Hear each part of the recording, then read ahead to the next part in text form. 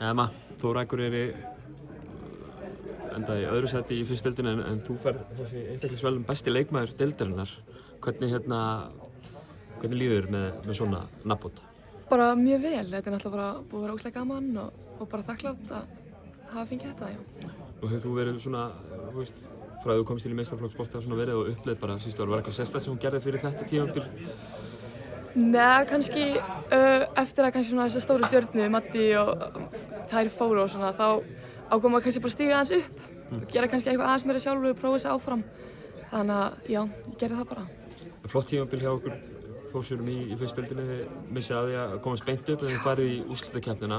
Hvernig hugurinn fyrir norðan fyrir því að ná í hitt sætið upp í Bónus? Við erum bara ógeðslega spenntar og ætlum náttúrulega bara að fara alla leið, sko. Það er náttúrulega Fjölnir og eftir það er það annaðhvort Hamar Þór eða Selfoss, minnir mig.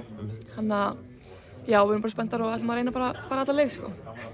Bestu þakkir og gangi ykkur vel á sunnudaginn. Takk.